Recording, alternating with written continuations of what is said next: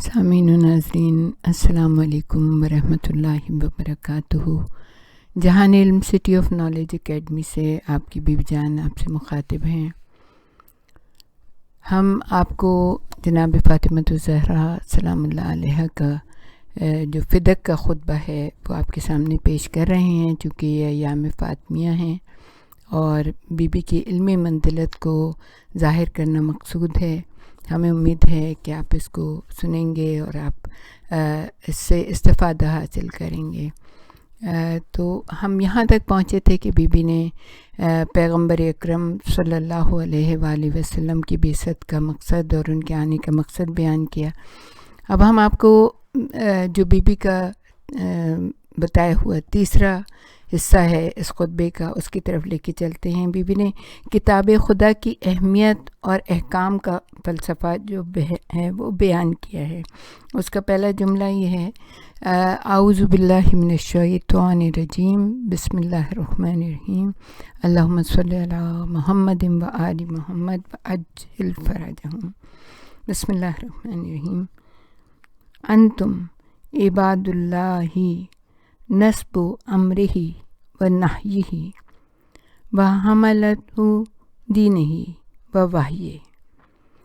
Be be ارشاد فرماتی ہیں اپنے خطبے کے تیسرے حصے میں، اور جبکہ انہوں نے اہل مجلس کی طرف رخ کیا تھا، یعنی جو لوگ بیٹھے ہوئے تھے مسجد میں ان کی طرف رخ کر کے بی بی نے کہا، پہلے تو وہ خطاب کرتے تھیں ان سے کہ جو ممبر کے اوپر بیٹھے ہوئے تھے، اب انہوں نے مجلس کے لوگوں کی طرف رخ کیا اور کہا، اور مہاجرین اور انصار کی ذمہ داریاں بیان کرتے ہوئے فرمایا، اے خدا کے بندو،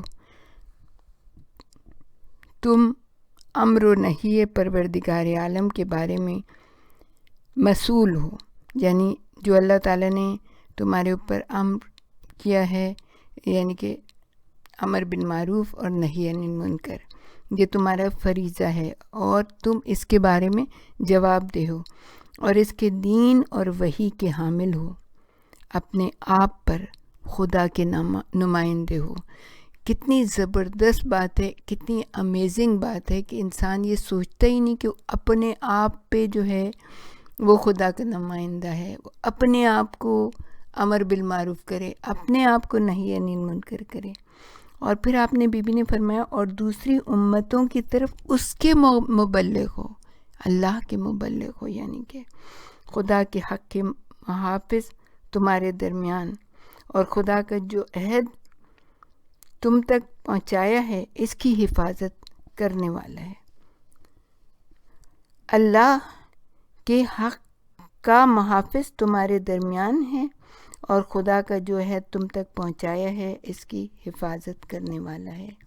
پھر بی بی نے بتایا کہ کتاب خدا کیا ہے، لوگوں کی اصلاح کے لیے امر بالمعروف کو لازم قرار دیا ہے، خدا کے غضب سے محفوظ رہنے کے لیے والدین کے ساتھ نیکی کا حکم، خدا کے غضب سے محفوظ رہنے کے لیے والدین کے ساتھ نیکی کا حکم دیا ہے، تعداد میں اضافے کے لیے صلہ رحم کو لازم قرار دیا ہے، جان کی حفاظت کے لیے قصاص قرار دیا ہے، گناہوں کی مغفرت کے لیے وفائے نذر و عہد کو لازم قرار دیا ہے، کمی سے محفوظ رہنے کے لیے کم بیچنے کو حرام قرار دیا ہے، نجاستوں سے دور رہنے کے لیے شراب کو حرام قرار دیا ہے۔ اس کتاب خدا کے بارے میں جسٹ بتا رہی ہیں کہ اس میں کیا کچھ موجود ہے، اور خدا کے عذاب سے محفوظ رہنے کے لیے تہمت اور ناروا نسبتوں کو ناجائز قرار دیا ہے، عفت نفس کے لیے چوری کو حرام جانا ہے، عبادت میں اخلاص کے لیے شرک کو حرام قرار دیا ہے۔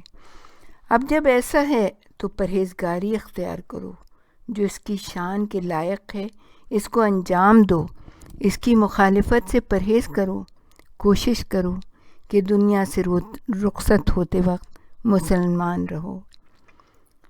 امر و نہی الہی میں خدا کی اطاعت کرو، علم و دانش کا راستہ اختیار کرو، کیونکہ خدا کے بندوں میں صرف علماء ہی ہیں جو اللہ سے ڈرتے ہیں۔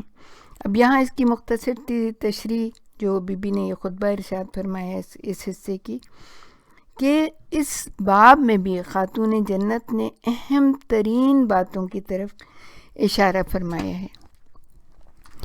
آپ نے کہا کہ پیغام کو پہنچانے، اسلام کو پھیلانے، اصول اور قوانین اور معارف کی حفاظت کرنے اور اسلامی اقدار کی نسبت مسلمانوں کی اہم ذمہ داریوں کا بی بی نے اس میں تذکرہ کیا ہے کہ کیا تمہاری ذمہ داریاں کیا ہیں۔ اب ان سے مخاطب ہیں جو مسجد میں بیٹھے ہوئے ہیں، اگر اس سلسلے میں تم نے کوتاہی کی اور تساہلی سے کام لیا تو پھر خدا کا سخت عذاب جو ہے نا تمہارے اوپر نازل ہوگا، اور اس کی بے پناہ رحمتیں جو تم پر نازل ہوتی رہی ہیں اس سے دور ہوتے چلے جاؤ گے۔ دیکھیں بی بی کی نگاہ کتنی دور تک دیکھ رہی ہے۔ فرمایا قرآن ناطق کی عظمت کو، بی بی نے جو اس کی عظمت بتائی، یہ ایک بولنے والی کتاب ہے، واضح ہے، واضح روشنی ہے، شمع فروزاں ہے، جو جہالت سے دور کرتی ہے۔ وہ چیز جو پیغمبر اکرم صلی اللہ علیہ وآلہ وسلم نے اپنے بعد امت میں یادگار چھوڑ دی ہے، وہ خدا کی ناطق کتاب ہے، بولنے والی کتاب ہے، وہ قرآن صادق ہے، سچی کتاب ہے، وہ روشن نور ہے اور چمکدار روشنی ہے۔ ایسی کتاب جس کی دلیلیں روشن، جس کا باطن واضح ہے، جس کا ظاہر پر نور ہے اور جس کی پیروی کرنے والے لائق صد افتخار ہیں۔ ایسی کتاب جو اپنے عمل کرنے والوں کو جنت کی طرف لے جاتی ہے اور سننے والوں کو ساحل نجات تک رہنمائی کرتی ہے۔ اس کے ذریعے سے اللہ کی روشن دلیلوں کو حاصل کیا جا سکتا ہے، اس کے واجبات کی تفسیر معلوم کی جا سکتی ہے، اس کے محرمات کی شرح حاصل کی جا سکتی ہے، اس کی واضح دلیلیں روشن اور اس کے براہین کافی ہیں۔ اخلاقی احکام اور وہ چیز جو جائز ہے وہ اس میں لکھی ہوئی ہے۔ اس کے بعد آپ نے بہت بہترین طریقے سے اس کو بیان کیا ہے۔ خدا بند عالم نے ایمان کو تمہیں شرک سے پاک کرنے کا ذریعہ قرار دیا ہے، تمہیں کبر و غرور سے پاکیزہ رکھنے کے لیے نماز واجب کی ہے۔ اب تشریح بیان کریے بی بی، نفس کے تزکیے اور رزق میں اضافے کے لیے زکوٰۃ کو قرار دیا ہے، خلوص کے استحکام کے لیے روزہ واجب کیا ہے۔ دیکھیں روزہ وہ واحد چیز ہے کہ جس کے اندر صرف خلوص شرط ہے، وہ کسی کو دکھاوے کے لیے نہیں ہوتا، وہ کسی کو بتانے کے لیے نہیں ہوتا۔ ایک اللہ اور بندے کے درمیان ایک بہت ہی قلبی تعلق ہوتا ہے، تو خلوص کا تعلق ہے روزہ جو ہے۔ پھر دین اسلام کی تقویت کے لیے حج کو واجب کیا، دلوں کی ہم آہنگی کے لیے عدل کو واجب کیا، اور پھر بی بی فرماتی ہیں ہماری اطاعت کو ملت کے نظام کا وسیلہ قرار دیا ہے، اختلاف سے محفوظ رہنے کے لیے ہماری امامت کو واجب قرار دیا ہے، اسلام کی عزت کے لیے جہاد قرار دیا ہے، زیادہ سے زیادہ اجر حاصل کرنے کے لیے صبر قرار دیا ہے، تعصب اور خرافات کے اندھیروں کے خلاف مسلسل جنگ سے تعبیر کی۔ پھر آپ فرماتی ہیں یہ وہی کتاب ہے جس کا ظاہر خوبصورت اور پرنور ہے، جس کا باطن واضح اور ثمربار ہے، جس کی دلیلیں اطمینان بخش اور نجات دینے والی ہیں۔ یہ وہی راہبر ہے جس نے اپنے پیروی کرنے والوں کی نجات کی ضمانت لی ہے اور ان کو بہشت تک پہنچانے کی ذمہ داری لی ہے۔ یہی وہی فرشتہ نجات ہے جس نے اپنے واضح اور فصیح بیان سے توحید کی دلیلوں کو آشکارا کیا ہے، عقائد کی بنیادوں کو استحکام عطا کیا ہے، ان اصولوں اور قوانین کو وضاحت سے بیان کیا ہے جو اس کو انسانیت کی منزل کمال تک پہنچنے کے لیے ضروری ہیں۔ اس نے جائز کو ناجائز سے، نیک کو بد سے اور حق کو باطل سے جدا کیا ہے۔ سبحان اللہ۔ احکام کا فلسفہ بیان کرتے ہوئے بی بی نے مختصر سی عبارت میں مفاہیم کے دریا سمو دیے ہیں۔ ایمان سے نظر کی وفا تک، توحید سے کم فروشی تک، ہر ایک کو ایک جملے میں اس طرح بیان کر دیا ہے گویا کوزے میں سمندر بند کر دیا ہے۔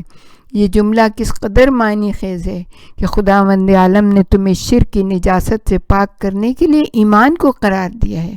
یہ جملہ اس حقیقت کو باقاعدہ بیان کر رہا ہے کہ توحید کی حقیقت اور اللہ کی معرفت ہر انسان کی فطرت میں موجود ہے۔ شرک کی کثافت ایک عارضی نجاست ہے۔ اسلام اس لیے آیا کہ دل کی پاکیزہ زمین کو کفر و شرک کی نجاستوں سے پاک صاف کر سکے۔ جس طرح مثال یہ ہے کہ ایک سفید لباس جب گندا ہو جاتا ہے تو اس کو دھوتے ہیں تاکہ اس کا اصلی رنگ ظاہر ہو جائے اور عارضی گندگی دور ہو جائے۔ اور اس کے بعد بی بی نے کہا خدا نے نماز کو اس لیے واجب کیا تاکہ بندوں میں تواضع اور انکساری آ سکے، ان کا سر پرغرور بندگی کے جذبے سے خم ہو سکے۔ اس کے لیے سجدہ، رکوع اور عبادت کے طریقے رائج کیے۔ زکوٰۃ انسان کو مال کی غلامی سے آزاد کراتی ہے، اس کو دنیا کی قید و بند سے نجات دلاتی ہے، اور اس طرح معاشرے کے محروم افراد اقتصادی استحکام پا کر ترقی کرنے لگتے ہیں۔ روزے کو اس لیے واجب کیا تاکہ انسان اپنی نفسانی خواہشات پر قابو پا سکے، اس کے روح میں مزید خلوص پیدا ہو سکے اور تقویٰ کے پھول اس کی شاخوں پر کھلنے لگیں۔ حج کی عظیم الشان اور عالمی کانفرنس اسلام کے استحکام اور تقویت کے لیے قرار دی تاکہ مسلمان فکری، ثقافتی، عسکری اور سیاسی میدان میں ایک دوسرے کو تقویت پہنچا سکیں اور اسلام کی تقویت کا سبب بن سکیں۔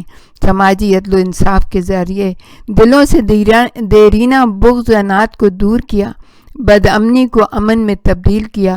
خداوند عالم نے معصوم افراد کو مسلمانوں کا راہبر قرار دے کر معاشرتی نظام کی سلامتی کی ضمانت لے لی ہے تاکہ لوگ توحید کے سیدھے اور سچے راستے پر چل سکیں اور ہر طرح کے نفاق اور افتراق سے دور رہیں۔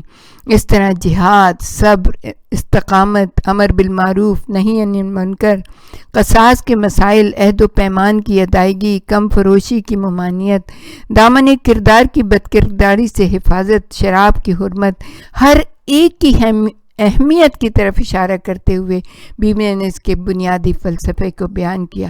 خاتون کائنات علیہ السلام نے ایک بار پھر اسلام اور قرآن کے متعلق مسلمانوں کی ذمہ داریوں کو بیان کیا، انہیں تقوی اور پرہیزگاری کی دعوت دی اور عاقبت کے خطرات سے آگاہ کیا، اور اس بات پر زور دیا کہ اس بات کی کوشش کرو کہ دنیا سے جاتے ہوئے تم مسلمان رہو، ایسا نہ ہو کہ دنیا سے رخصت ہوتے ہوئے تمہارا دامن اسلام اور ایمان سے خالی ہو۔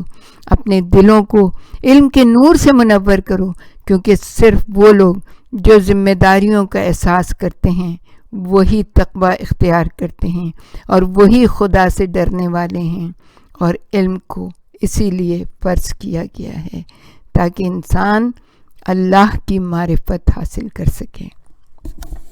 وآخر دعوانا ان الحمد للہ رب العالمین۔ ہمارے ساتھ ہی رہیے گا، ہم آپ کو اور بھی بہت کچھ بتانا چاہیں گے۔ السلام علیکم ورحمۃ اللہ وبرکاتہ۔